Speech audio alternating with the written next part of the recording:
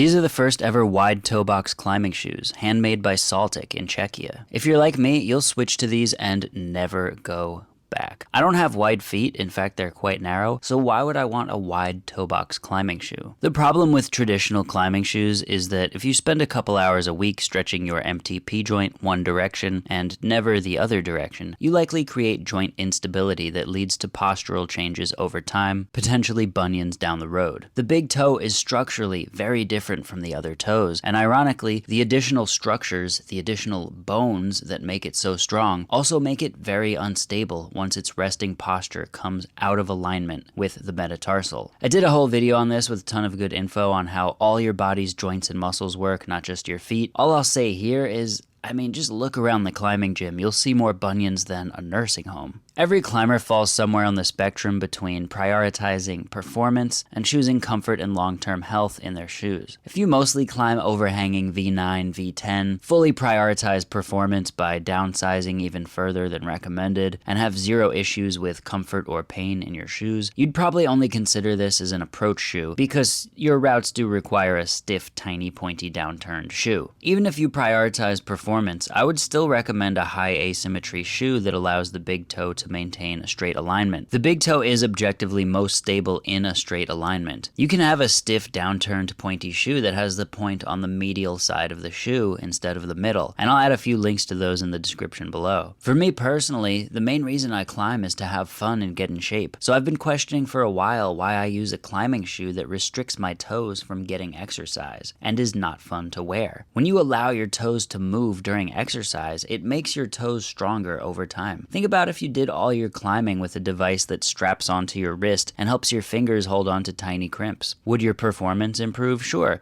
but would you get stronger? No. And you'd lose the ability to move your fingers to mold onto all the different hold shapes and gain strength in these varied positions. When I first got the Saltics a few months ago, I was disappointed in the performance at first, but over time they actually made my toes much stronger. At the time I had plateaued at V5 in my gym, and at first these shoes made V5s harder because I felt like I couldn't put weight onto tiny foot chips. But they smeared like a dream and I enjoyed this more comfortable style of climbing, so I kept wearing them. Some days I would wear them all day, some days I would just warm up in them and switch for harder problems. After a few weeks I learned how to climb using my toes at various angles, which on most routes meant less slipping because of the increased surface area of the rubber. On some footholds, I actually smear and put the ball of my foot on the hold, which allows my body to get closer to the wall, especially in frog position. After a couple months, my overall performance had actually gotten better, and I unlocked V6s for the first time. I took my old climbing shoes out to compare, and I could not find a single problem in the gym that the Saltics prevented me from sending.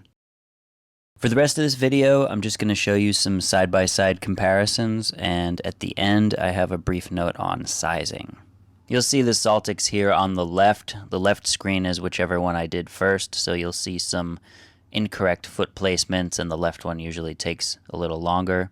A lot of people on Reddit said that overhanging problems with small foot chips would be the biggest downfall, so I wanted to test those out a lot. And the Saltics did not make this route any harder for me. Here's a problem that I couldn't start with either shoe. You'll see the Saltics on the right. On the left, I feel a lot more confident in that little foot chip, but it really is just confidence, and you'll see that I slip. Whereas with the Saltics, I know if I'm gonna slip because I can feel that foot chip. I feel like I'm using every little muscle in my foot to get on it. And honestly, my feet are narrow, so they don't fill the entire width of the shoe. If you have wide feet, I think you'll have even less of an issue with performance.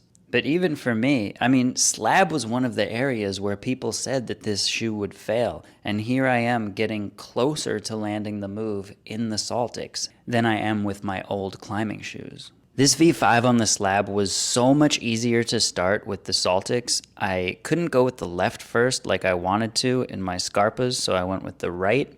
The rest of the problem was about equally easy, but I honestly just hate every moment of it in my old pointy climbing shoes.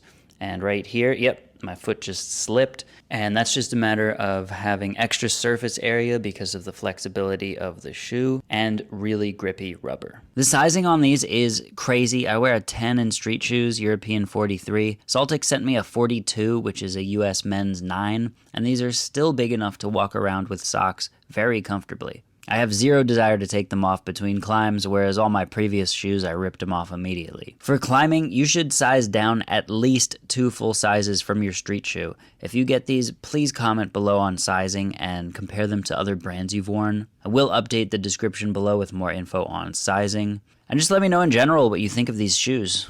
Thanks for watching.